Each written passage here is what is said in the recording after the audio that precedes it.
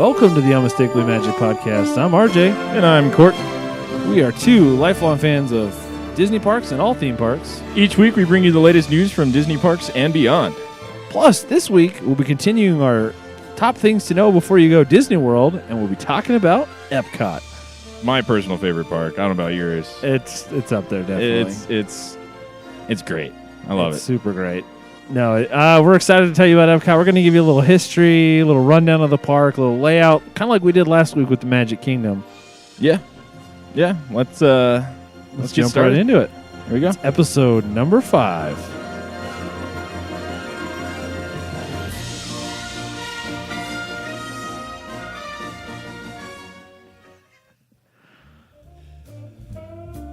Let's start off with some news. Kicking off with the news this week. Some really exciting news coming from overseas, actually. Not in the U.S., not related to Disney at all, actually. But I think it can be very exciting. The BBC is teaming up with Paramount to create an all-new theme park called Paramount London.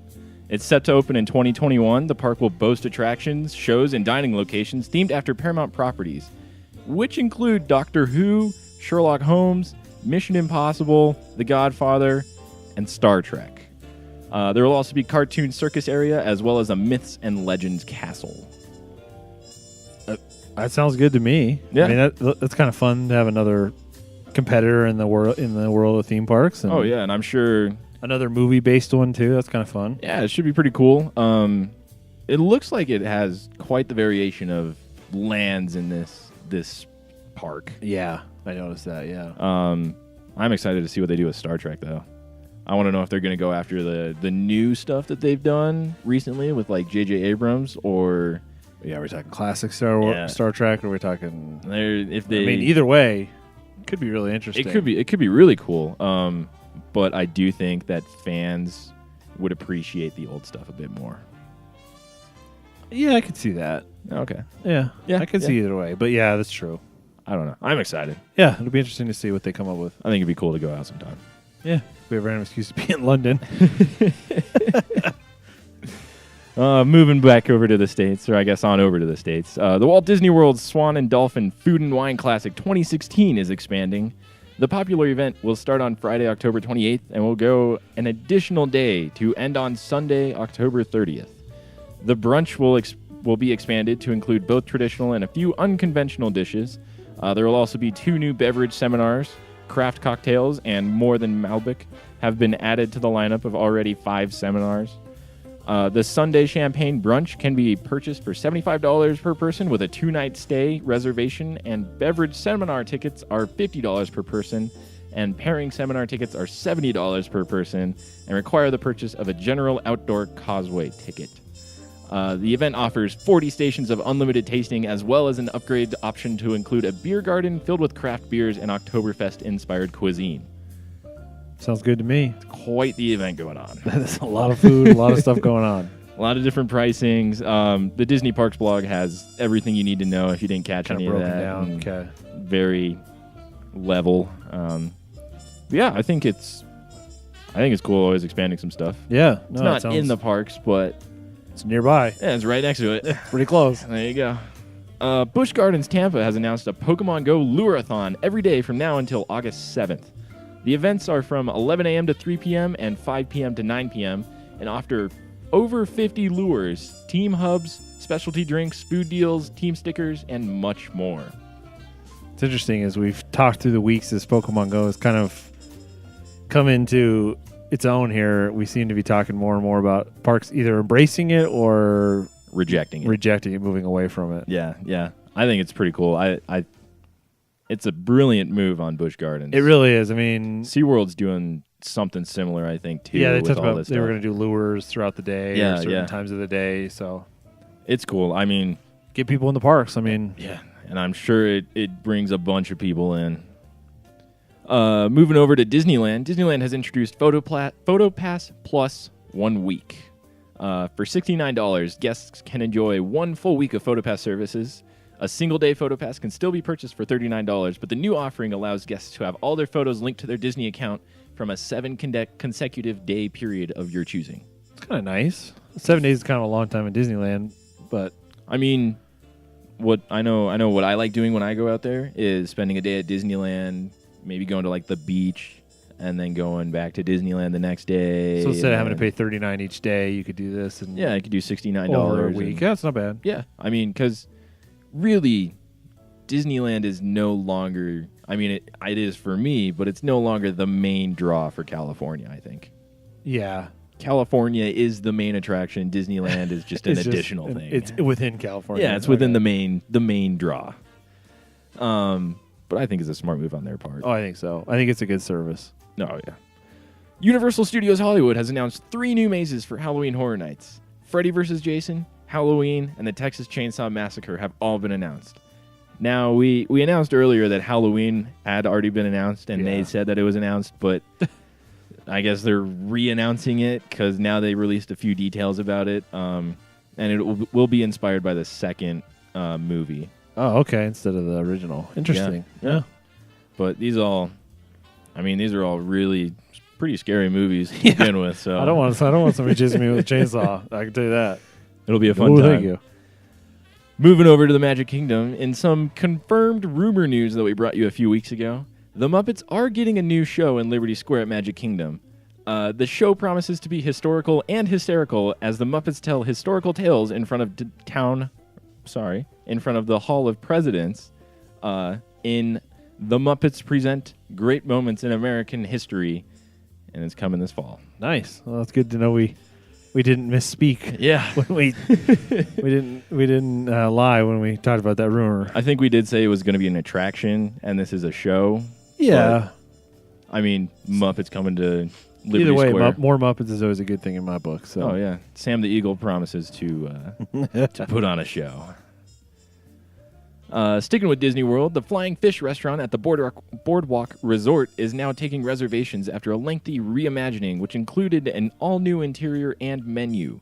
The restaurant will open on August 3rd. Nice. Should be good. Yeah.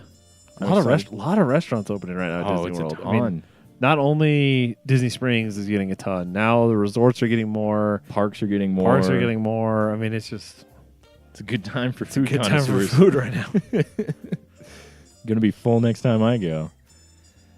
Here's some exciting news coming out of Disneyland. The Disneyland Railroad and the Rivers of America will reopen in summer of 2017. Next summer. Seems like a long time away. It does, but at the same time... When you consider the project that they're undertaking... It is very short. It is a short turnaround. The entire Rivers of America area will open again, including the Disneyland Railroad, Mark Twain and Sailing Ship Columbia, Pirate's Lair on Tom Sawyer's Island, Davy Crockett Explorer Canoes, and Fantasmic. Wow, that's good. So, yeah. Fantasmic's coming back next summer, guys.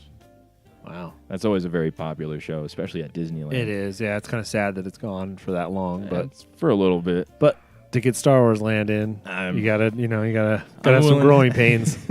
I'm willing to wait.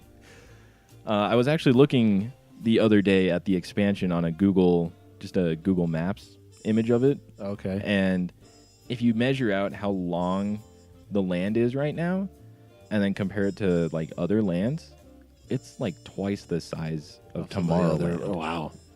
It's incredible. This thing's giant. Celebrate the Magic Castle projection show over at Magic Kingdom. We'll be going down for refurbishment on August 5th, and we'll be back up with new projectors on August 31st. So, good. Finally updating those projectors. Yeah. Might be getting what Shanghai, or I guess Tokyo is the one that has the mapping. Most. Yeah, some of the 3D effect ones. Yeah. I mean, that it looks good regardless. I know. So I can imagine just new technology, new projectors, just updating and keep things up to date. Amping it up a bit. The Grand Floridian Resort and Spa will be hosting an Alice in Wonderland Wishes viewing party every Wednesday night from 8:30 to 10:30 p.m.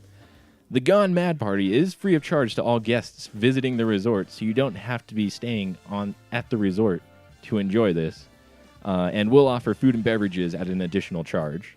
And it has some pretty cool-looking furniture directly from the Mad Tea Party over at California Adventure. That is some interesting furniture. It's really cool. It's really comfy, though. Yeah. Have you ever sat in it? Yeah.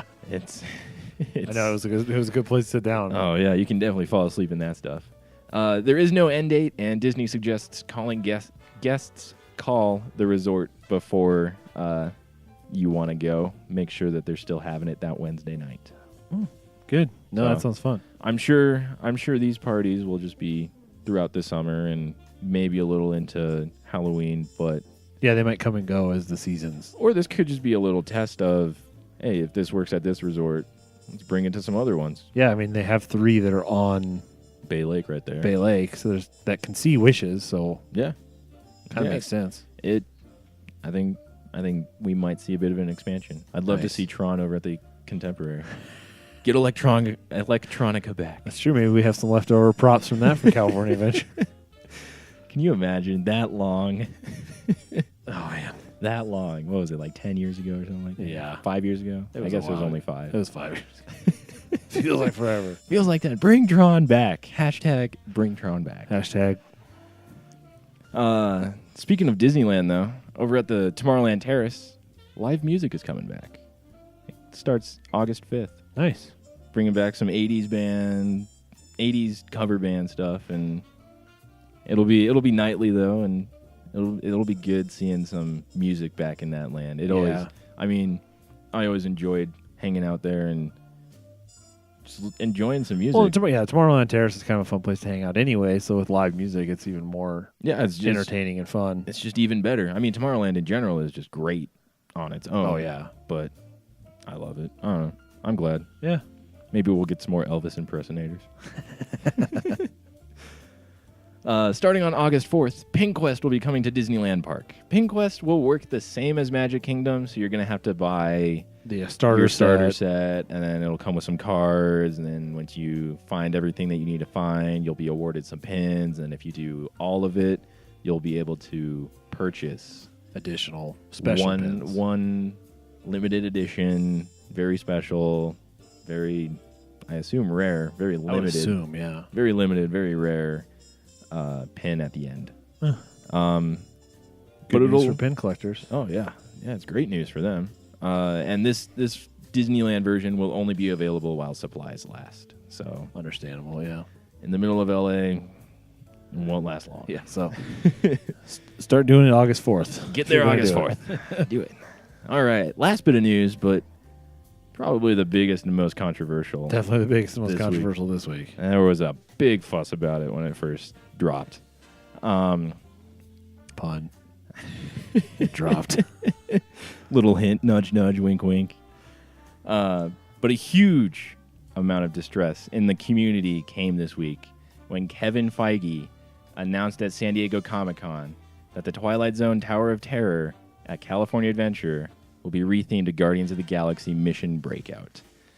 The Disney Parks blog brought us all the details about the attraction, which include the Guardians of the Galaxy being taken captive by the Collector and Rocket enlisting us to help break them out. The new ride promises new visuals, an all-new queue, a rockin' soundtrack, and the same crazy free fall experience that guests love today. And this is just the beginning. As the Disney Parks blog also announced that this is the launching point for the new superhero experiences coming to California Adventure, and Tower of Terror will close in early 2017. Huh. How do you feel about this one? Well, I like your note here. This is cool, exciting, and heartbreaking all in one, and I 100% agree. So yeah. It's cool because anything new in the parks is always cool. It's exciting because it's Guardians of the Galaxy. It's the first time we're going to see a Marvel-themed attraction in the States. In the States. I know Hong Kong has an Iron Man attraction. Yeah. Either opening up soon, or I think it's opening up in next year, actually, or it just opened up or something like that. Yeah. But so very exciting that we're seeing Marvel. And obviously they're teasing now potentially more Marvel-type stuff coming to California Adventure. Yeah, I've heard... Because my understanding is there's a little bit different with the contracts there because Universal Orlando has the Marvel stuff. So in Orlando, they're able to do more in California because nobody not has Orlando, the rights over in Orlando. Yeah. It's very complicated. It's very complicated, so it's exciting either way. But it's also heartbreaking, I agree, that because this is Tower of Terror. Yeah. It's a really unique ride. It's a really fun ride. The theming has not been touched. I don't think, by any other attraction. No. As soon as you enter that hotel, it's spooky. It's weird. It is unlike any other attraction ever made by Disney. No, it's incredible. Or anything for that. Now, granted, some of the concept art that they did tease with this announcement looked pretty good too. It looks very good. Of the collector's collection. Oh yeah. So it's a really hard one for me because it's too bad to see the Tower of Terror go away. Yeah. As the Tower of Terror, I love the ride, so I'm kind of glad that the ride mechanism isn't changing. The system staying the same. So we can still get those drops because that is probably the most exciting part about Tower of Terror. Oh yeah, and just the unknown of when you're going to drop. I'm sure that's going to remain there as well. Oh, I'm sure. I'm sure that or if not, it might even get amplified or whatever. Some Yeah. other aspects of that. But it's too bad it comes at the cost of Tower of Terror going away as an attraction. That's true. But this is only at Disneyland. It is only at the Disneyland Resort. There's and this is probably because of the contractual agreements with Universal having some of the Marvel and all that. I'm sure if there weren't those contract hiccups, I'm sure we would probably see this coming. Which I would have a little more heartache over because it would be weird looking at the end of the street. Oh, yeah, no. To have this weird thing at the end of the street that doesn't really make a lot of sense. So I think Tower of Terror over at Hollywood Studios is safe. Maybe not permanently. No, obviously not. Well, I mean, nothing's permanent. But I think we would have never thought this. I had heard this rumor a few months ago, and I was like, no, they'll never do that. There's no way. And then here it is, and it's like, well, I guess they will. I was the same way when I first heard it. My friend texted me, and she was like, "Hey, did you hear this rumor?" And I looked it up, and I was like, "There's no way that this can happen." I mean, it's Tower of Terror. It's one of the most popular rides at the Disneyland Resort, not just California Adventure. I know. Yeah, I really didn't think it was fathomable, but here we are. I'm a little excited for it though. I that's why I liked your statement. This is cool, exciting, and heartbreaking all in one. Because again, it is cool. It's very exciting. It's very exciting to see Marvel come in. I think they'll do a good job with it. Oh, without a doubt, yeah. And it does lend itself well. I don't know if you look at the concept art, it looks really incredible. Oh yeah. I mean, the way they're going to even do the exterior and then the queue, the way they kind of said it was going to look like the collector's collection. Yeah, they're going to do a fantastic job with this. And I know a lot of people in the community are very against change. And that's what brought up this whole big debacle of like, I don't want this to change. Tower of Terror is great the way it is. Why are you changing it? I think a few petitions have been started. It's always a hard balance. And I feel bad for Disney in some ways because they have to both preserve the past while pursuing the future and making people happy. It's a very difficult place to be in, especially over in LA because they don't like change. Well, and they're landlocked there, so literally this is the only. I mean, because a lot of the other world they could potentially find more space somewhere. Oh yeah. In LA, you're stuck, and you gotta. In Anaheim, you're squeezed in by all this other stuff, and I mean, look at how they've had to move stuff for Star Wars Land. Yeah. I mean, it's crazy, but so I can't blame them. But I agree that it'll be interesting to kind of see how this shakes out. But I do think it's really cool, and I do think Disney will do a fantastic job with it. Oh, absolutely. And I do think it will be more fitting and way more relevant than Twilight Zone. That is true too. Because when was the last time that you watched a Twilight Zone episode? When I first got Netflix and they had all the old seasons on there, and I started watching it for a little while because it was entertaining. But they are entertaining, but they're not relevant in pop culture right now. No, it's and they're true. Not relevant in Hollywood right now. No, which that's what that whole and to bring Marvel into. Have an excuse to bring Marvel in when you have the opportunity to do so for Disney is huge. It's giant. And when you have a killer attraction like Tower of Terror, and the ride system is out of this world and everybody loves it. That's true too. This attraction is basically set up for success right now. Yeah, just based on just the ride mechanism itself. Purely the ride system, yeah. And they're not doing anything to that. They're going to add to it. They're going to add visuals. They're going to add story, a bit more story to it. Oh, absolutely. And the queue will tell even more of a story. And yeah, and I'm excited to see Chris Pratt in the queue. I think he's going to be in the video. I am Groot. You're a Vin Diesel fan? I am Groot. There was a funny, behind the scenes look during that filming of the movie where they're like, it was him in a sound studio going, I am Groot. I am Groot. It was just like 300 times. Well, then he did it in all the languages too. So, it was like, yo soy Groot. Like, wow. Way to go, Vin Diesel. I did hear in an interview that there was the line, I am Groot, and then there was a paragraph or two of what Groot really wanted to say. Right next to it. In every so single Vin Diesel one. had inspiration for each I am Groot. Diesel I am Groot. Oh, he's really distressed right now in this situation. He feels like he wants to tell his friends things, but all he can say is I am Groot. Yeah. That's awesome. Man. So I think Vin Diesel ended up getting the biggest script. That's interesting. Well, back to the story. I definitely think this will be interesting moving forward. Yeah, and it's a good launching point for bringing Marvel in. And when this story dropped, we already said that.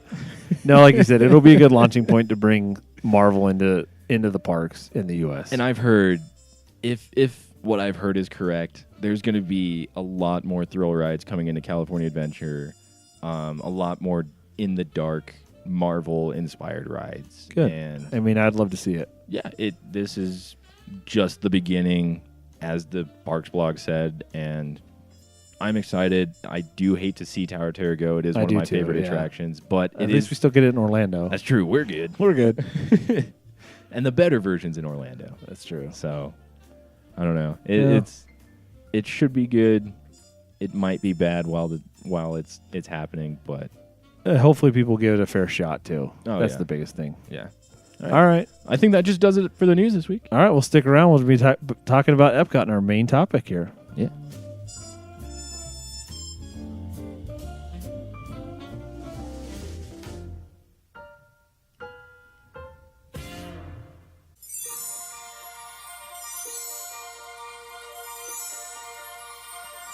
All right, and we're back, and we're talking about Epcot today. Heck yeah, we are.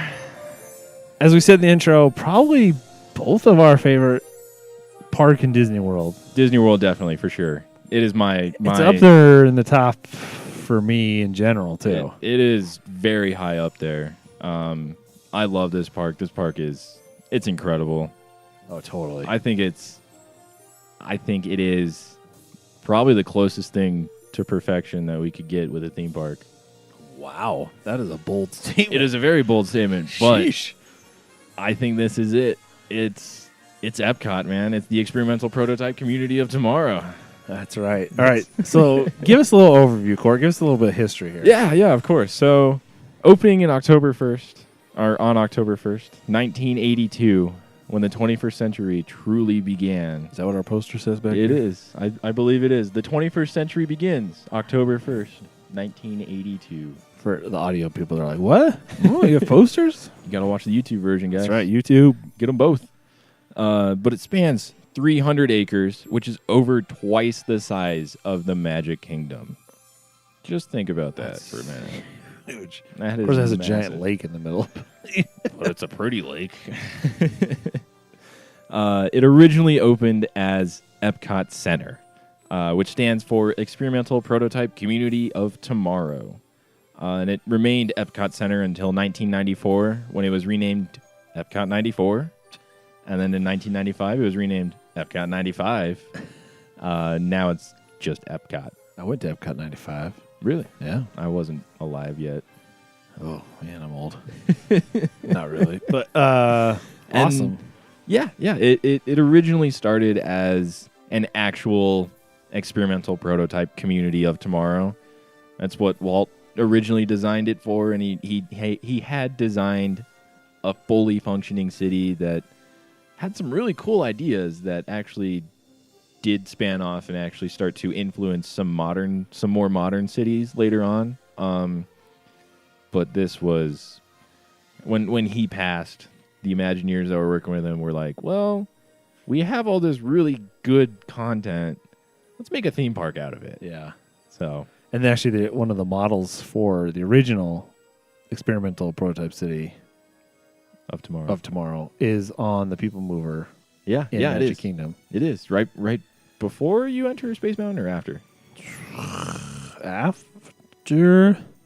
Yeah, I don't know. it's been a while since I've been over there, but I think I can't remember what order it goes in, but yeah, it is by Space Mountain. definitely. If that sounds interesting to you, I would look it up. There's whole articles, there's whole videos on it. Walt's theory on it. There's even a full video of Walt explaining it himself. Yeah, and like how the pedestrian will have pretty much be the dominant figure in the community, and how there will be no roadways in the city, and really cool stuff. If you want to know how all that would work, definitely look it up. But then obviously that kind of got shrunk down into an amusement park or a theme park. yeah, as we know it today. And so there's basically two main areas in Epcot, right? Yeah, there's Future World and World Showcase. Okay, so let's break down Future World, because that's the first one you come to when you come in the park, right? Yeah, so when you enter Epcot, that's what you hit. You hit Future World, and the first thing that you see, even from pretty far away, actually, is from the parking lot. Spaceship Earth. At the time of construction, it was the world's largest geodesic sphere. Wow. Not golf ball. I know. It's not a golf ball. Please don't hate me. But this thing's giant. It is giant. It is massive. It is the icon of the park. I know a few people who live out in California, and when they were younger and Epcot was opening and all the advertisements were rolling for it, a few people had the misconception that all of Epcot was in Spaceship Earth. Because that's all that they showed.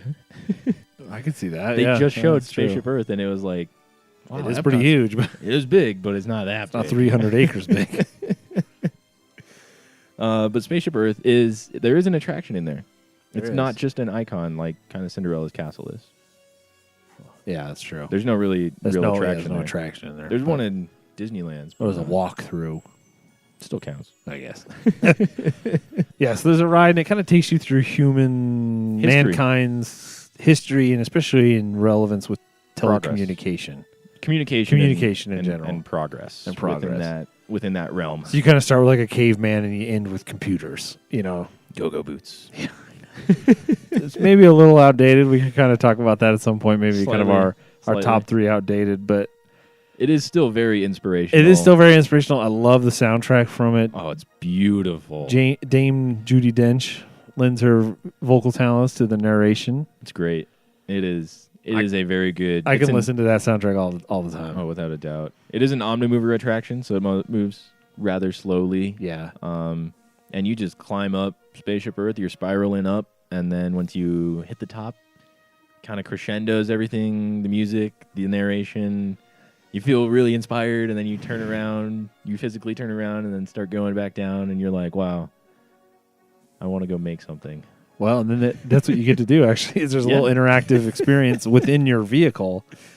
Where you kind of future. make your future, and it's very cartoony. It's kind of Jetsons. Jetsons-y. Yeah, it always reminds me of the Jetsons, little flying cars and stuff. But yeah, it does. But it's good. It's entertaining, and it's good. And that leads you right down in basically kind of the exit is Project Tomorrow, Inventing the Wonders of the Future, which is kind of a separate attraction, but it's the exit of Spaceship Earth. And when you go on Spaceship Earth, you get your picture taken, and they kind of chop your head out of your picture. Into that video. Into the video on the way down. Yeah. And then when you enter Project Tomorrow, you see yourself kind of up on the walls, there's a projection of a globe. And I think it puts you to your house if you said where you live, I think. Yeah, it'll put you in like the country. To your state or whatever. It's like the country, and then within the country, it's like the state or whatever. Yeah. Yeah. And there are some interactive things in here.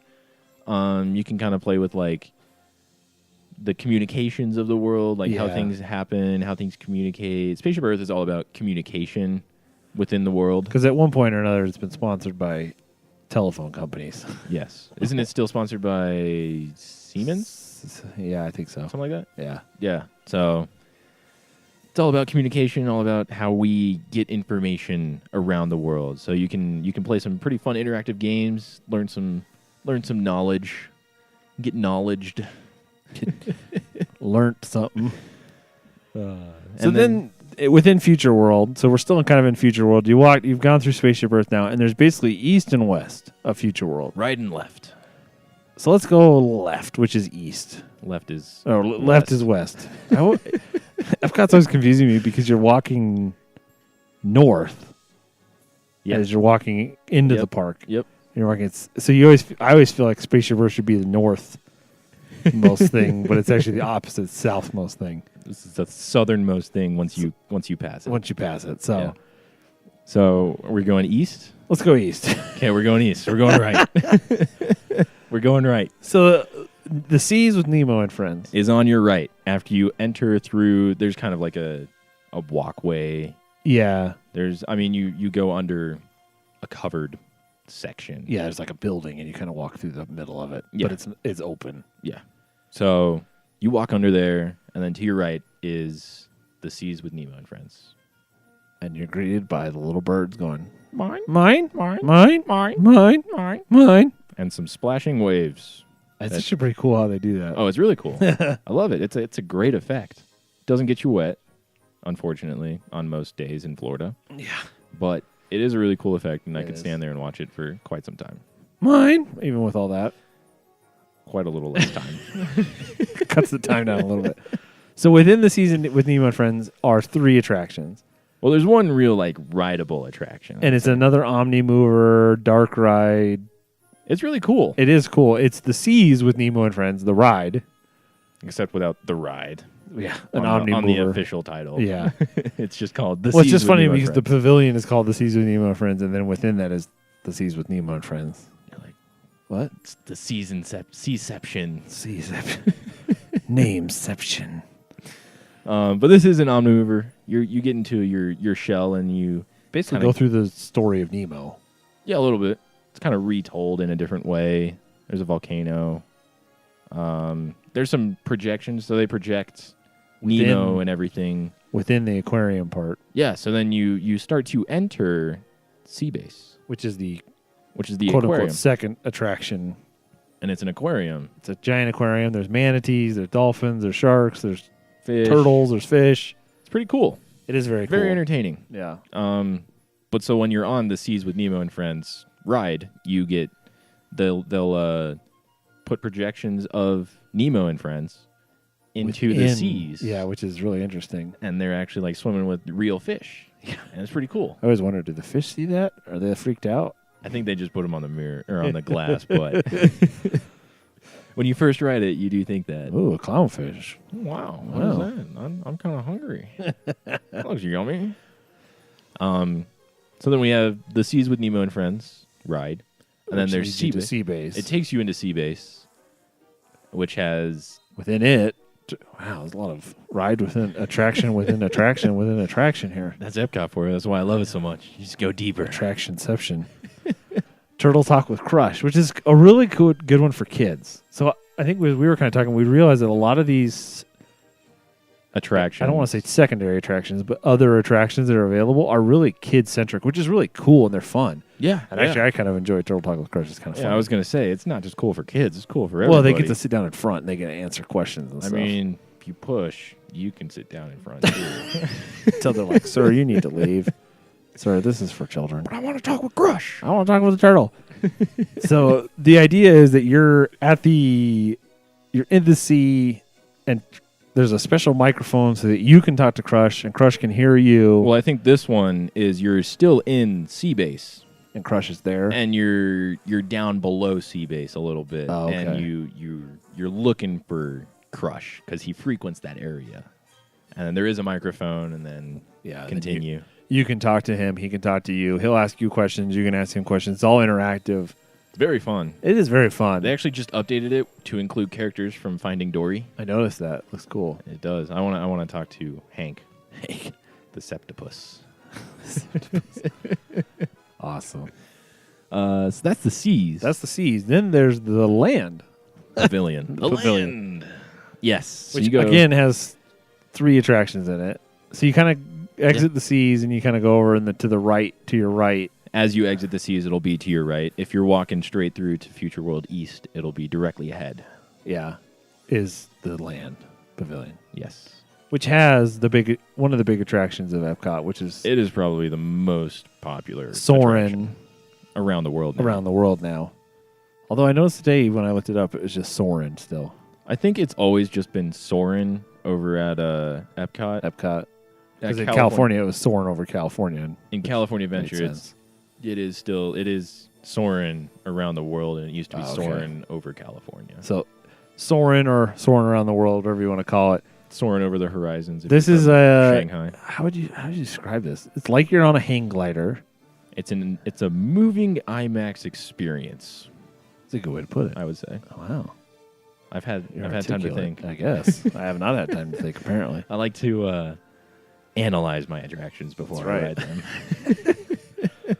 But it's more than just an IMAX movie though, because you're sitting on these benches. Really feels kind of aviation-y. It is an aviation theme. Yeah, there's a lot of aviation theme as you walk in. Yeah. The soundtrack is beautiful. It is. We've used it a lot in our show here. Not right now. This is not it. No, not at all. Other times. But if you can catch it, email us. Because why not? If you don't, if you know when it's playing, let us know. Email us. But it's a movie projected into a dome, kind of. Yeah, it is a curved screen. Yes. So and you're sitting on these like benches, and they raise up so that you are in the dome. I'm motioning so the people on the video can see into the dome. And then it kind of moves. And you around. kind of sway like you're flying on a hang glider. You sway right and left. Your seat tilts back and forth. It's very mellow. Very mellow. Very enjoyable. My dad likes to call it snoring. Nice. But it is fantastic. Yeah. And so originally it was a flight over California, certain parts. Yeah. And now it's been revamped to include all over the world. Yeah. And I'm going to go ride it real soon. Yeah, you are. Disneyland. But and there are 40 elements because there are smells occasionally. Yeah, but it's not a 3D attraction. No. There's no glasses required. There's no anything like that. It's just a projection on a curved screen. So it feels very, I don't know, real. But it is, and there is wind and stuff too that kicks on occasionally. There are wind effects. There's smell effects. I believe the projections are 4K. I know they just upgraded them to laser projections. They used a laser projection system. Looks lasers beautiful. And a lot of good sound effects too. Good soundtrack, like we said. Yeah. Oh man, I definitely think we're going to talk about it later because we're going to do some top threes. So yeah, probably. As we're both geeking out about it, I'm sure you guys can tell it's going to be in our top three somewhere.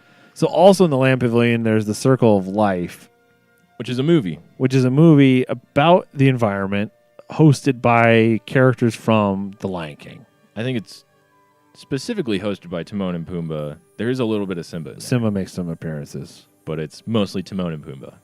Which are kind of the best characters. I'm not going to lie, yeah. I enjoy them the most. I enjoy them. They're hilarious. So, good movie, though. Again, it's more educational. Yeah. It is still entertaining. This is something where you want to bring, like, your kids to kind of be... If you want them to wind down a bit. Yeah, this is a good, comfortable theater, cool off, watch an entertaining short film. If you're waiting for your Fast Pass for Soarin' to come up. Yeah. Then good place to sit down, but still educational and entertaining at the same time. It is still entertaining. There are some pretty good jokes in there.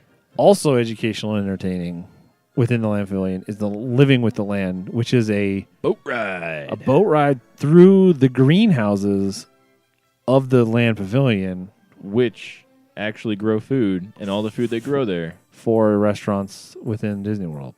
I think it's specifically within the land. Is it? Oh. Yeah, but still interesting. Fresh stuff. Yeah, it's delicious. A lot of experimental growing techniques being tried there too, so you get to see some interesting. I don't know how experimental they are anymore. Aquaponics, yeah, things like that. Yeah, that's true. When it was first built, I'm sure it was all very. Back in '82, it was really cool. Yeah, really, really new, really high high-end, cutting-edge. So this is a really slow boat ride with narration, and again, very educational, talking about our human interaction with the land, and still very entertaining. Still, I enjoy it a lot. Yeah. Good way to get out of the sun as well. Also, and cool off a bit, and see some Mickey-shaped pumpkins and other giant lemons. 9-pound Seriously, lemons. Like lemons are huge. So that's just about all the rides. That's all the rides and attractions in the land, right? Yeah. Yeah. So those are the 3 in there, and then once you exit the land, head to your right again. If you're entering through Future World East, head to your left. It'll be the farthest to your left. Is the Imagination Pavilion. Mm-hmm. Now, the Imagination Pavilion has something really cool on the exterior. Giant pyramid of glass. Well, that. Oh. But it also has a backwards flowing waterfall. That is interesting. It's sweet. And those laminar flow fountains above that. Yes. The jumping fountains. Yep. Those are fun. But then the main attraction in here is Journey into Imagination with Figment. So this is an interesting one because it's basically all about imagination, if you couldn't tell by the fact that we've said imagination about 20 times already. But it's kind of. It's not as much as it used to be. No, there used to be. It used to be a lot better. They took the imagination out of the Imagination Pavilion. It's what a lot of people like to say. But it's still an entertaining attraction. Yeah. No, it really is. It is geared more towards the younger kids, younger audience. That's true. But it's a dark ride. It's got some skunk smells. Some smells, some wind, some... It's about your senses. It talks about your senses, so you go kind of through the 5 senses and then end with imagination. Yeah, which is the most important thing. Because imagination... Love that song. It is a good song. Whenever I listen to it, though, you know VeggieTales? Yeah. I swear Larry the Cucumber is singing that. Yeah, maybe it is. I bet. Wouldn't be totally surprised it's the same like voice actor or whatever it could be, you know? It sounds spot on. So then kind of the exit to that attraction is ImagineWorks, the What If Labs. And this is kind of a place to play around. It's fun. There's musical there's not actual instruments, but there's a lot of like digital things to play around with. Very interactive music stuff. And very interactive stuff. Yeah. I like spending a couple minutes in here while I'm, after the ride, and it's fun. I spend time in here and play around. I can't imagine what your son thinks of it. I bet he was too little last time, but we'll see this time. Well, this next time. Yeah, got him in there. Got to get him in there. We did buy him a Figment last time when we were in there. Oh, does he like it? Does he like it? Yeah. Oh, that's good. Getting him started early. That's right. There you go. Maybe you'll get him a push next time. Do they sell push? I think they'll sell pepper shakers, salt and pepper shakers. Dude. Be sweet. Yeah. And then the other attraction, it's not really connected. It's in that same area, but yeah. Yeah. It's connected. Technically in the same pavilion, but it is in the same pavilion, but you still have to walk outside to get into it. Is Disney and Pixar Short Film Festival. Which this replaced, if anybody remembers, Captain EO and also Honey, I Shrunk the Audience, which were both 4D experiences. Which Honey, I Shrunk the Audience replaced Captain EO. And then was replaced by Captain EO upon Michael Jackson's death. Captain EO always prevails. So they brought Captain EO back for a couple years, and then now they're doing this Disney and Pixar Short Film Festival. Which I haven't... Is it also 4D? It is, yes. Okay. Yes, so it is a 3D movie. And there are some in-theater effects. There's some wind, some puffs of... You don't get sneezed on by a dog anymore? I'm sure there's water effects. I haven't experienced this attraction personally. I've had a friend who went on it, and she said that it's fun, it's entertaining. She made it sound like I would like Captain EO much better. Oh. Because, let's be honest, if we're here to save the world, what else? What more could you want? That's right. We're here to save the world. But it's fun. It shows a few Pixar shorts. Which are good. They're always entertaining. Oh, so they're fantastic. I can see it being fun. Yeah. I guess that's all there is to say about it. That's about it. I'm sure there's some water effects. There's some... It just adds to the movie or the film that you're being shown. Yeah. Which... Little tangent right here. When they were doing previews of Guardians of the Galaxy over in California in Tomorrowland, it was like the first scene when you first see Star-Lord take the orb thing containing Yeah. the special thing that leads up to other things. This is the spoiler-free episode. apparently. But it was that whole scene, and the effects that they added in there make me want someone to make a theater with all those effects. Oh, for a so full I can movie? watch an entire movie that way. Oh, man. Because it's incredible. That would be awesome. True 4D. That would be cool. Come on. All right, so that's everything over in Future World East. So then kind of bridging the gap, well, on the interior perimeter of East and West is Innoventions. Yes, and there's Innoventions East and Innoventions West. And so these are the buildings that, like we kind of said, you walk through, or you can, but there's gaps between the buildings. Yeah, but there's like just openings between the buildings so you can get to Future World East and West easily. But there are things to do within these buildings. Yeah, and so we didn't want to go into too much detail because a lot of times they do change. And they change very frequently. These are corporate sponsored kind of displays or attractions that come and go with the corporate sponsorships. Some of them are really fun, like we've talked about in the past. What's the Some of All Thrills? Some of All Thrills. That's been there for a while, and so I you think get to design your own roller coaster and then ride it virtually. It's really cool, which is really cool. It's got some pretty high tech virtual, I guess, motion simulators. Yeah. It's basically like you're on an arm. I know if you've ridden the Harry Potter attraction that I can never remember. Harry Potter and the Forbidden Journey. Jeez, getting better. Every week. If you've ridden that, it's a similar ride system. It's just not on a track. A big it's not robotic moving. arm with you on the end of it. Yeah. Yeah. It's fun. So another good place to hang out. A lot of times they are kid-centric or kid-friendly. Very interactive. Very interactive. Things. My little brother and I went to Habit Heroes last time that we were there. It was definitely geared towards children. We had fun because we know how to have fun with each other. When you're acting like children? When we're acting like children. But there's still really fun things to do. If you like getting your hands on things and doing things with your hands, this is the place to be. Innoventions East and West. Yeah. Really cool. Yeah. Bring your kids there. So then on the other side, so we talked about East in Future World. Now we're going to West Future World. Future World West. Future World West. So as you enter, again, on your left, as you're kind of coming in, is the first attraction, which is Ellen's Energy Adventure. And you know you've seen that one when you see a building made of like mirrors. Yeah. And with solar panels over the roof. Yep. Those solar panels actually power all of the ride vehicles in that attraction. It's really cool, actually. Yeah.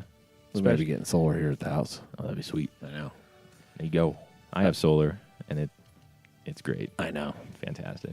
But I don't know the last time that they updated these solar panels, because I know when they first put this attraction in, it wasn't Ellen. Ellen wasn't in it in 1982, but the solar panels that they put on top powered the ride vehicles. So I'm sure if they upgraded them, it could power the whole ride easy. Oh, I'm sure. And probably air condition. Gotten more efficient, yeah. And probably air condition all of Future World. Yeah. Because solar technology has jumped up that much. Especially since 1982, yeah. So Ellen's Energy Adventure is a long 45 minutes. Dark ride. 45 minutes. 45 minutes in the air conditioning. 45 minutes. Apparently we've caused some controversy, as I've been told, because I called it a good place to nap. It's a fantastic ride. It is a good ride. We do have mixed opinions on it. It is educational. It is entertaining. It does include Bill Nye the Science Guy. Yeah. Which he's been relevant in pop culture for quite some time.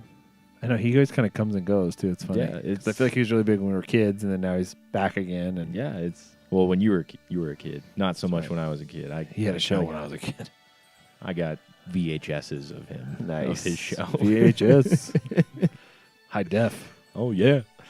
It's got Bill Nye. It's got dinosaurs. Yeah. It's got Ellen.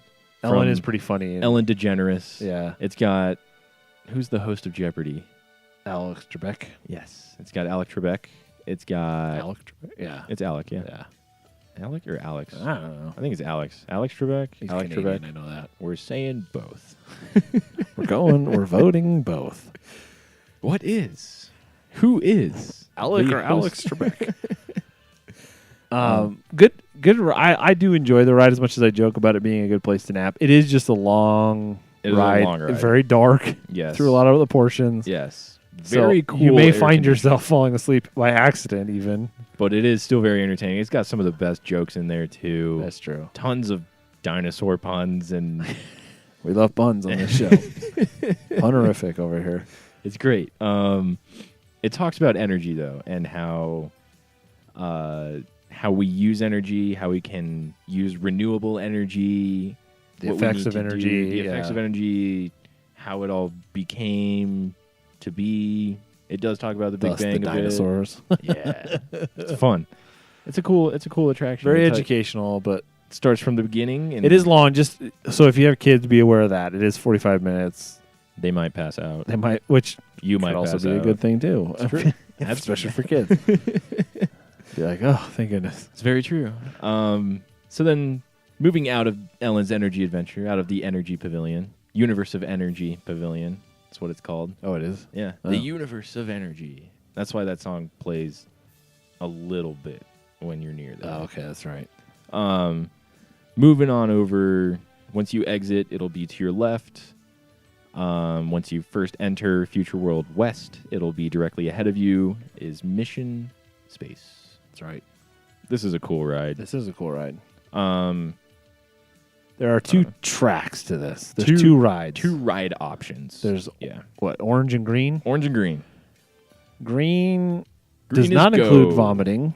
Well, for those with weak stomachs, I don't normally have a weak stomach, but this one. you So just- if you don't yeah. know, orange is basically a centrifuge. well, it's basically a gravitron. Yeah. So you're On spinning and steroids. spinning around, and that's how you feel the effects of Gravity. gravity. So it's a simulator ride of going to Mars. Yep. It's really cool. It's interactive too because there's a screen. yeah, Everybody has a job. So there's a navigator, there's a captain, there's a pilot, there's a engineer. engineer, Always got to remember the engineers. and so everybody has a job, and it can be very simple, like push this button at the right moment or whatever. Or but Flip this. I guess it is all just push this it's button. push this button or Push whatever. this button, and then you get a joystick that you get to move around. But I love and that stuff. there's like 1,000 buttons around you. I just poke them all. Just nothing ever happens. But It's I always love fun it. just touching things. Boom, boom, boom, boom, boom, and they light up. I like looking at things. You like poking things. Yes, sir. So It just is something also- to be aware of. If you do get motion sickness, Don't go on orange don't go on orange. at all. Because, like I said, I don't really get motion sickness. But the first time I rode this, I'm like, oh, I don't really feel too good After you get off, I don't feel it on my own when I'm in the ride. It's afterwards that I'm when you get on solid ground again, I'm you're like, like, oh, I was just spinning a lot. maybe that wasn't a good idea. But it is also very intense.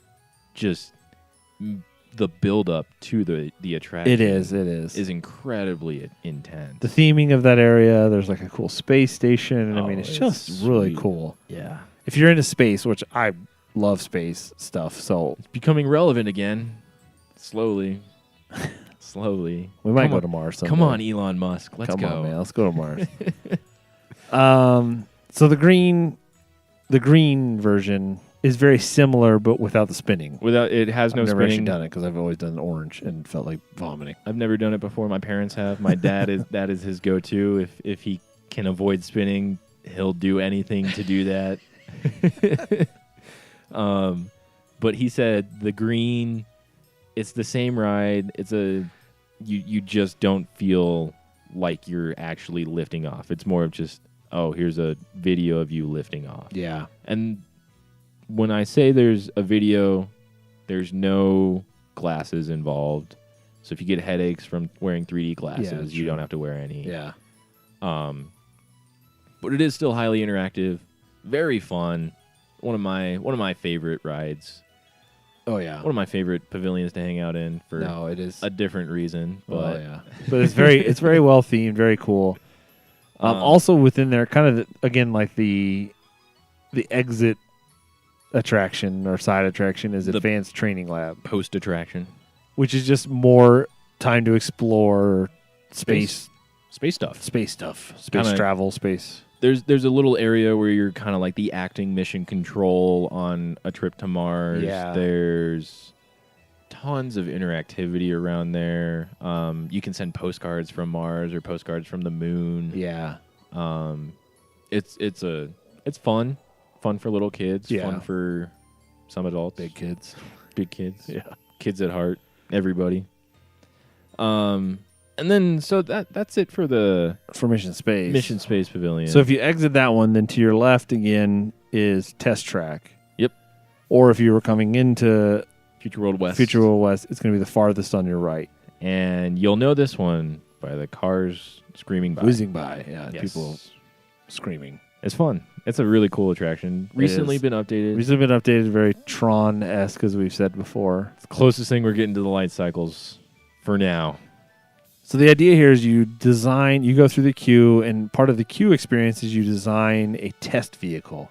And so Yes. you kind of choose What your vehicle looks like. what your vehicle looks like, different functions of the vehicle, different features of the vehicle, and then you go test it on this test on track. this test track. Yeah, and when you're designing your vehicle, it'll tell you like, oh, your vehicle is this efficient. It has a little gauge that'll fill up. Yeah, and efficiency or it's got performance power, or it's got performance, power, performance, something like that. efficiency, capability. capability, like off road or otherwise. Yeah, it's very entertaining. It's very cool. Very cool ride. And then at the end, you kind of get your results to say this is how your car would have done on the track you just went on. Yeah, and it's still a very physical ride too. It is. I would say. Yeah. It's basically a giant slot car. Basically, yeah. And it is the fastest ride at Epcot, I think, in Disney World as a whole. Probably. Because I think it Goes hits 65. 65. Yeah, I think the other one goes 60.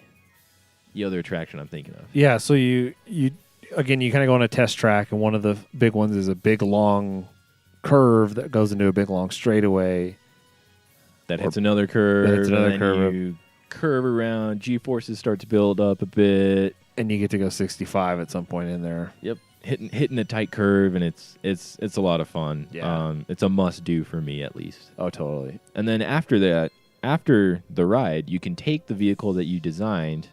And do other interactive experiences with it. Yeah, you can race it virtually on a track. You can test more emission stuff. You can do different things, and there's a ton of concept cars, really nice cars that you can go sit in. It's also like a Chevrolet show floor. It is sponsored by showroom. Chevrolet. So there's a guy there asking you if you want to go do a test drive or You wanna buy a contact a car. local dealer or whatever. But Yeah, there are a few cars for sale there. So if you're looking to buy a pretty cool souvenir from Disney World, buy a car. I bought a Chevy. there you go. There is one more pavilion in Future World West. It is not used very often. I think it's only used for food and wine. Yeah, and for kinda flower and garden. Extra space for those special events. For those events. It's in between the Universe of Energy and Mission Space. It used to be called the Wonders of Life Pavilion. You'll know it when you see the giant DNA strand out in front of it. Is that still out there? I Or think is so, it? yeah. Did they take it down? Oh, maybe they took it down. I don't know. But every time I go, I give it a moment of silence. Moment of agony of why are you removed? But that's about it for Future World, actually, So then the other half of the park is World Showcase. which is like a never-ending World's Fair. So here you have representations of 11. 11 countries. Thank you. You can tell what I was thinking about. 11 countries of the world, with some having attractions, most having restaurants, All having restaurants. all having restaurants, if not two. Restaurants, shops. Shops, Everything is very... art, Yeah. other things from that culture. or Some from that country. notable icons. Like I know there's an Eiffel Tower over in France. Yeah, and There's what's the fountain in Italy? yeah. The main one. Yeah. I don't know the I name. don't know, I'm yeah. uncultured. Apparently both of us are. There's a pyramid in Mexico. There's 2 pyramids in Mexico, actually. Yeah. You walk into one and then you see one. That's true. Pyramid within a pyramid. Pyramidception. They like sticking things within things at Epcot. Seriously. So if we start kind of if we walking into World Showcase and we go take a left, Yeah. we're going to come to Mexico first. Yep. And then- so I don't think we're going to go super in depth with the details of every pavilion. No, just because there are so much in each pavilion. You could talk for an hour at least. We could on do a every whole single show pavilion. on just pavilions. So just know every pavilion is very intricately themed, very authentic within everything. Staffed by People from that country. from that region, from those nations. Very cool. Can spend tons of time just looking at everything in there. Absolutely. I get lost in China all the time. But to give you a quick rundown, so Mexico has the Grand Fiesta Tour starring the 3 Caballeros, it's a boat ride. which is a boat ride, very Small world, little miniature figures singing and dancing. Yeah. I enjoyed it. It's a fun one. Oh yeah. You pretty cool. also get to float by the restaurant. That's always fun to harass people while they're eating. Throw bread at me. Throw I'm me a hungry. roll. Throw me a roll. I'm hungry. I do that at Give Pirates. me some tortilla chips. I do that at Pirates all the time over at in Disneyland because Yeah. it floats by the Blue Bayou. Yeah. I've gotten a roll probably 5 of the last 10 times. I would totally throw you a roll if I was Yeah. there. I'd be like, yeah, have a roll. I'm gonna try it this next time. Assuming I get free bread. If it's paid bread, you're not getting a roll. It's tough luck, buddy. So you hit Mexico and then you keep going and you hit Norway.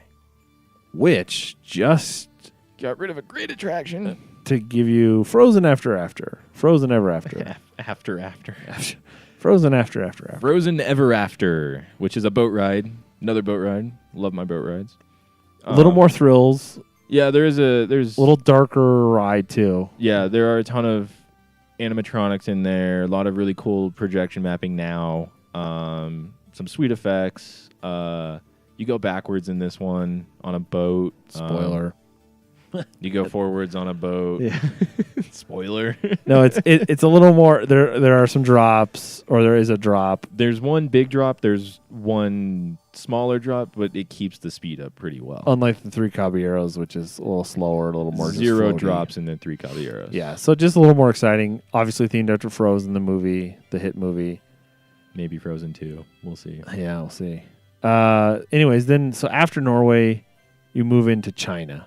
And there is fantastic theming. One, I always get lost in here. I know I said it's that very earlier. interesting. It's cool. It feels a lot bigger than it actually is. It does actually. It feels giant. Yeah, you see it on Google Earth, and you're like, oh, that's all. Yeah, But it feels very large. it's incredible. And within here is a Circle Vision 360 movie, Reflections of China. And we kind of talked about this when we started our Things to Know Before You Go series. This is basically a whole bunch of screens around in 360 degrees. You're standing up in the middle. There's 8 screens and 8 projectors. And You have very beautifully shot video of magnificent. 360 of landmarks, of cities, of people, of all that. Lots of flying through cities, walking through cities, beautifully, like you said, beautifully shot. Great way to see kind of China, beautiful parts of China. China in a snapshot. Yeah. It's really cool. And you cannot sit though. You have to stand. But They will yell at you if you sit. They do. And they will provide leaning posts though. That's true. There are leaning posts. And then after China, you head over into Germany, I believe. Well, there's an outpost. There's an outpost. It's kind of African themed. Originally, there was supposed to be some African countries. Yeah. I heard Israel was supposed to go in there somewhere. No. I don't know. Some countries' sponsorships kind of fell through. Okay, And so there's kind of an outpost, which is basically just right now there's kind of a place to get some drinks and snacks and yeah, some fruit. there's some drums you can play. Yeah. But moving past that, then you go to Germany. Kind of feels a little Animal Kingdom-y. It does, yeah. I wonder if that's probably why there's not an African one, just because we have Africa and Animal Kingdom. I think now, yeah, but originally, I know there was supposed to be. I bet you African something stuff. going to happen. Some sponsorship. Because that was something we forgot to mention was that all these pavilions are sponsored by that country's tourism bureau or Yeah. Department of Tourism. Department of Come Visit Us. Yeah. That sounds official. We're official here. So you moved to Germany. So I just want to spend a little time on that sponsorship. Oh. So just so you know that everything is very authentic and up to the country's standards. That's true. That's very true. So continuing now on to Germany. I want to go to Germany. You love your beer. I do. And my pretzels. Mostly the pretzels. They're delicious. And some sausage. Germany doesn't really have any attractions. A lot of gift shops. Tons of gift shops. You can buy a lot of chocolate. Good you can food. Different food options. Well, we are German, so we kind of linger there. Lean towards that food. But give me a good bratwurst. There is a train, a model train there. That is actually kind of that cool. I like staring at. And I think on a lot of websites, I think Touring Plans labels it as one. As an attraction? As an attraction of... It is fun, and kids love it. it. My kid, at 8 months old, could sit there and watch the train all day. I love it. There's a ton of really cool things to look for in Germany as well. Especially in there, I think they have some... There's a few hidden Mickeys in there. Yeah. In the train. And it is a bigger scale train. It is, yeah. I don't know what the scales are. I don't know what it is. It's bigger than the little ones that I have. Yeah, it's more like the one we have for Christmas over there in the decoration pile. So moving on from Germany. Germany, you hit Italy. And again, no attraction, but a lot of really cool things to look at. Little cool things, like a whole wine shop. I mean, just really cool parts of the culture. Yeah. Yeah. A lot of live performances, too. Yeah. In Italy. Oh, man. They always... Way more than Germany, too, actually. That chair stacking guy always freaks me out. I know. Is that Germany, or is that Italy, or is that France? Maybe that's France. I think that might be France. Either way. Anyway, a lot of cool stuff. A lot of live performances, really cool parts of the culture, icons, architectural icons from the country. Yeah. Good restaurants, too. Delicious food. All the food in all these countries are very authentic, very delicious. Yeah. But then you get to the USA. America. USA. Sam the Eagle's favorite. A tribute to all nations. But mostly America. Sam the Eagle's favorite pavilion, I would say. Oh, totally. 100%. Gotta love it. And in here, there is, I think it's the longest running show ever at Disney World. I think it might just be the longest running show at Epcot. Yeah. It's definitely the longest running show at Epcot, but it's The American Adventure, and it's hosted by Ben Franklin. And Mark Twain. There you go. Yeah, it's very entertaining. It's a long show. It is. I think it's about half an hour. I think it was longer than that. No, because I'm pretty sure Ellen's Energy Adventure is the longest one in Epcot. I think it's close to it. It's a good show. Or 40 minutes. Good brief history of the United States. Really cool stuff, though. Yeah. Really starts with the Pilgrims, moves on to the... Makes you feel really patriotic. It does. I might shed a tear every now and then when I watch it. Fantastic. Really cool. Really good. Definitely worth checking out. And then there's American food in the American Pavilion. Which, side note, a bird pooped on my cheeseburger there when I was a kid. Did it really? Yeah. I'm still upset about it, so thanks for laughing at me. Oh, man. No, totally. We got food, and then it was like, I was sitting there, and I'm like, a bird just pooped on my food. What'd you do? Did you take it back and be like, hey, a bird pooped on this? We were in the early days of the dining plan. This is like one of the first times they really did it, and it was like basically unlimited food. Oh, so you just were like... We just got another food. We just got more cheeseburgers. So it wasn't a big deal, but... That's funny. It was shocking as like a 10-year-old. What are the odds? Like, oh. So then next to the United States, moving past my pain and torment as a child. Pain and suffering. Is Japan. Yep. Again, no attraction. But again, a lot of culture, performances, shopping experiences. There is a giant shop in here that I think... Probably one of my favorites, actually. It's the only one outside of Japan, I think, that you can actually buy Japanese authentic things from. Certain things, yeah. Yeah, there's I've heard tons of exclusive merchandise in here that you can't get anywhere else in the U.S. at least that I know of. Yeah. Or that I've seen really anywhere. I could spend all day in there. There's all kinds of cool stuff. It's like it's a 2-story one too, isn't it?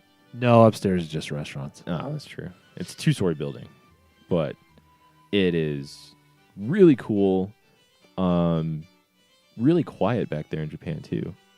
Yeah, you were talking about that earlier, and we'll probably get to that in the top threes. But yeah, we will. There are a lot of quiet, kind of cool areas, and again, art too. There's tons of cool art and just different things. So lots of fountains, lots of gardens.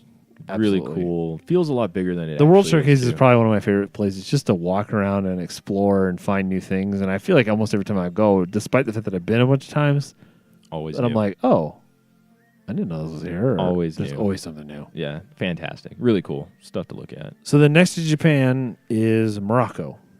Yes, no attraction here. No attraction here. Very cool bazaar, however.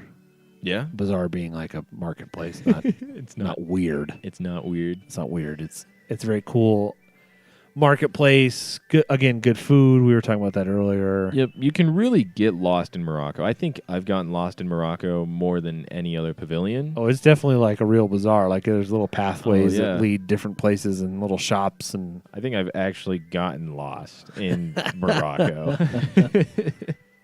And again, art from that country. Tons of shopping. Tons of shopping. That's the big push at Morocco, which makes me think, if I go to Morocco, am I going to be just pushed to buy things? No. Well, maybe, yeah. Who knows? So next to Morocco is France. France does have an attraction, which is Impressions de France. Yeah. Which is a 180 I was about to say, it's not 360, and there are seats. Yes. To sit in. You do sit in this one. It is a 180-degree film. Set to a really good soundtrack of classical music, French classical music. I love it. I listen to it all the time when I study. It's totally, great. Me too, actually. It's great. Again, just beautiful video of France, their people, their places, their land, their landmarks, all of that. Everything. It's kind of Soarin' before Soarin'. So it's like... Yeah. That's a great way to describe it, actually. Yeah, it's pretty cool. There is an Eiffel Tower. You can't really go near it, but you can see it. Always off in the distance. Always there. It's always there, off in the distance. Just out of reach. Yep. Then next to France is the UK. The United Kingdom. 0 attractions here. Typical UK. Well, unless they're getting a whole new... That's true. Paramount. That's true. Paramount Land. Paramount London. That's what it was. That's the one. Yeah, so really good entertainment, though. A lot of characters, too, actually, in this one. There are quite a few characters, but I'm talking about the bands that come out. Oh, yeah. Play a bunch of Beatles, Rolling Stones. It's true. Type stuff. UK has given us a lot of rock music. Oh, they've given us a ton. Some of the best music comes from the UK. Not going to lie. A lot of good shops in here, too. Yeah. Delicious fish and chips. Delicious fish and chips. Very. I think the UK is actually one of the biggest pavilions. Yeah. Looking at it on the map here. Yeah, just even on Disney official maps, it looks huge. Giant. And there, again, a lot of places to explore, a lot of different buildings. Isn't there a permanent Christmas shop in there, too? I think is this the UK? Or is that... I know it's in the Magic Kingdom. I think there might be. I think there might be one over here. There's like a toy shop. I mean, it's just the whole... There's a ton. It's really cool. Bookshop. Yeah. Really fun. There's a little garden in the back that rock bands like to come out and play. And yeah, and that's where you see a lot of the characters. Alice will appear occasionally. Come out every now and then. And yeah. Mad Hatter might be with her or not. Yep. Really cool stuff. So the next to that is Canada. Oh, Canada. Well, that's the name of the attraction. I was just saying, oh, Canada. Oh.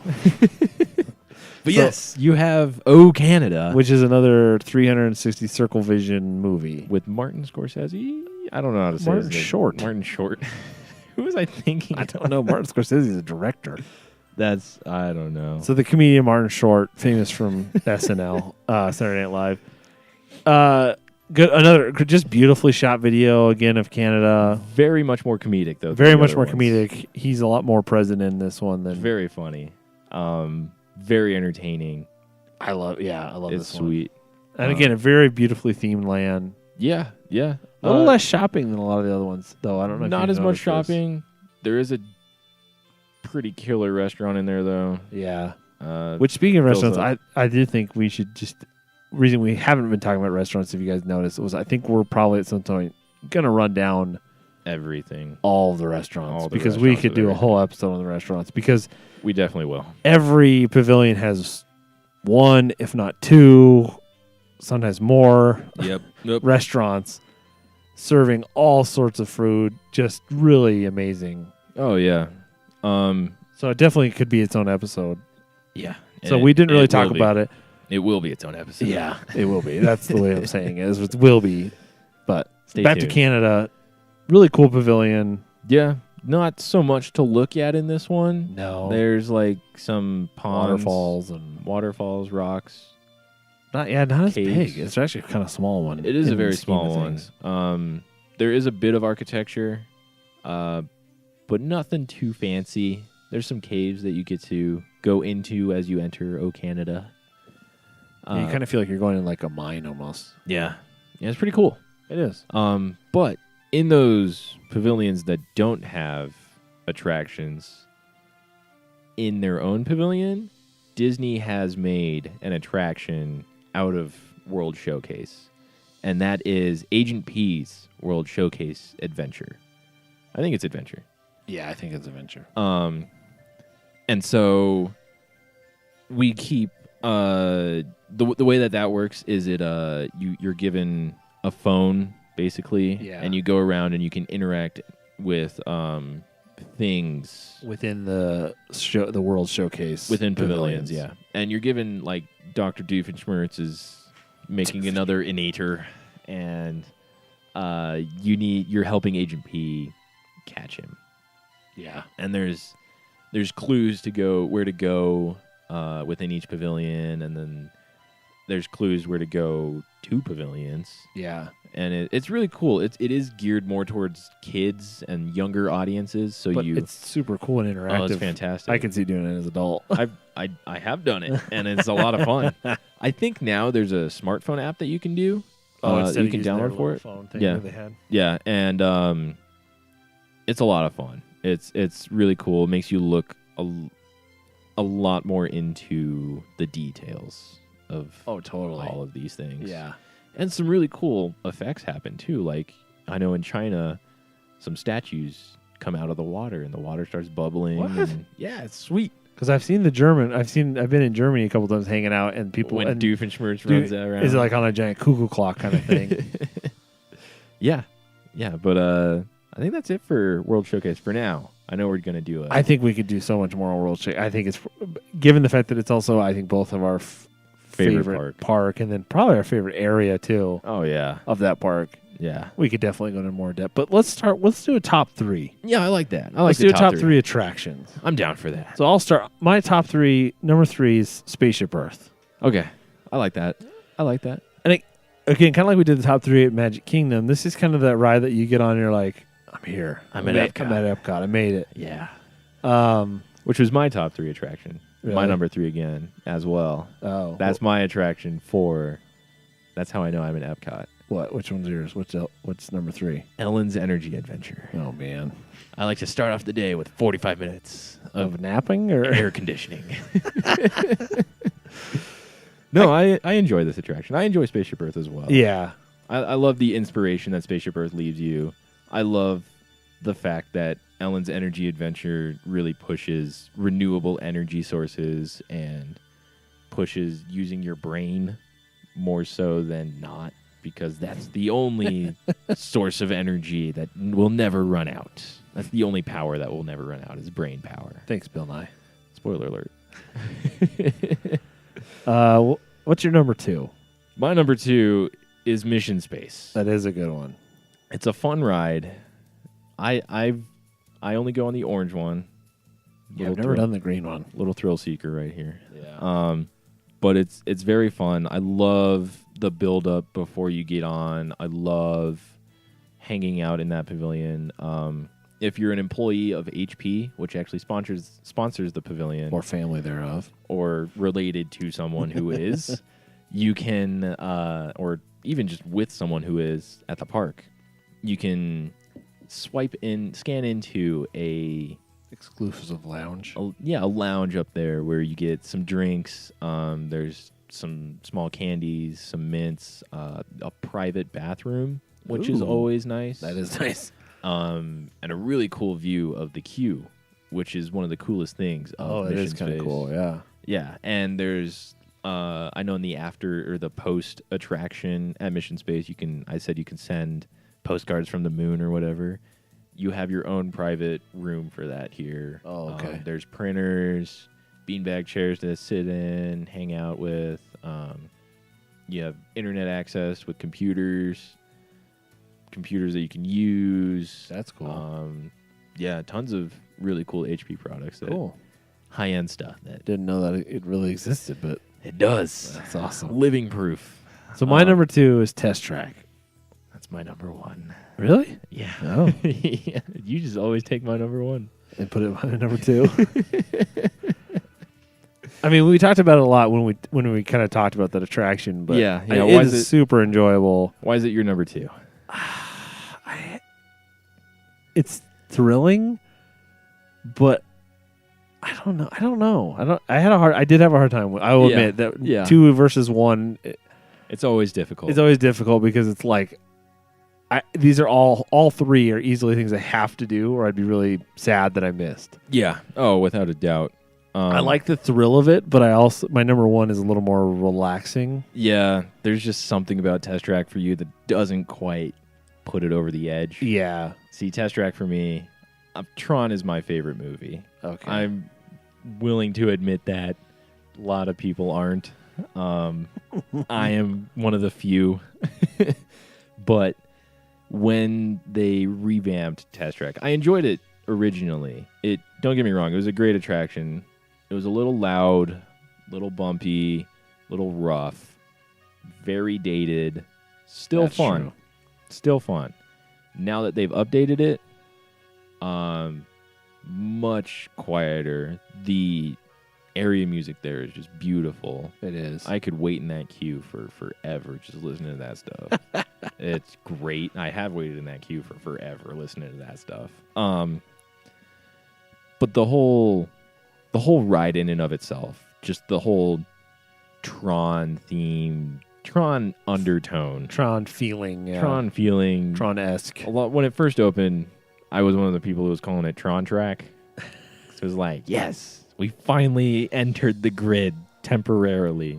And there's a ton of nods to Tron and a ton of really cool things. And there are, yeah. I know one guy, Ricky Briganti, he actually made an MP3 file that you can download.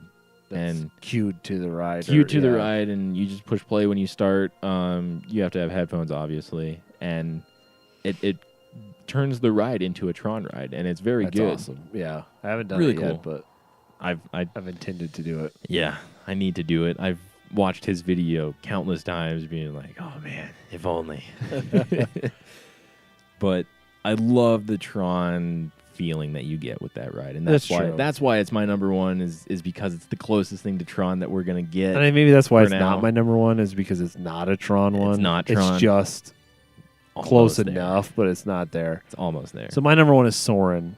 Yeah, and I think it's super relaxing. The soundtrack is amazing. It's visually just really cool. It's a unique ride. It's really everything that you could ask for. It's thrilling ride. In a way. I mean, it's not like it's not overly thrilling.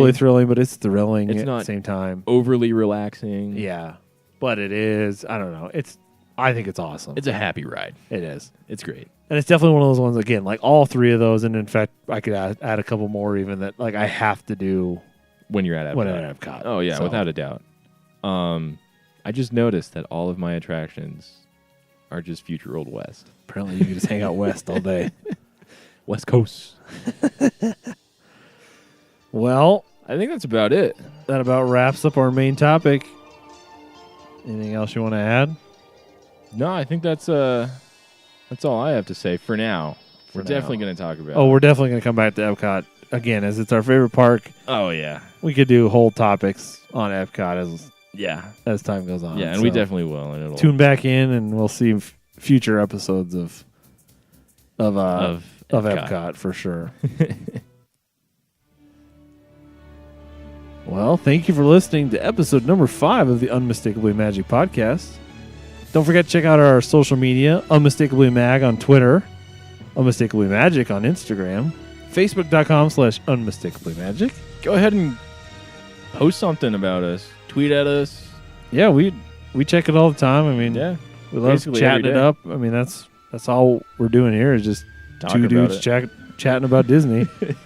We'd love to have a little bit more community within this and bring in some more people. Absolutely. So, biggest way to do that too is unmistakablymagic@gmail.com. That's our email. Yep. Feel free to email us with questions, comments, concerns, show ideas, anything you got. Anything, really. Yeah. Whatever. We're happy to answer. We're happy to point you in the right direction. If you want to know where our music's from, we're happy to point you there. Yeah. Give you everything you need to get whatever you want, really, with Disney and theme parks and everything. We also have a Spreadshirt. That's right. Unmistakablymagic.spreadshirt.com. Which is our sweet logo. And big shout out to our friend Dylan over at Blast Off Branding. Yeah. For that awesome logo featuring Push the Trash Can. Always appreciated. Don't forget to check out our friends over on the Unmistakably Star Wars podcast. Talking about Star Wars and all things Star Wars. They do a really good job. Oh, fantastic. Diving deep into Star Wars. Yeah. Well, Court, you got anything else? I think that's about it. Well, have a magical week. See you real soon.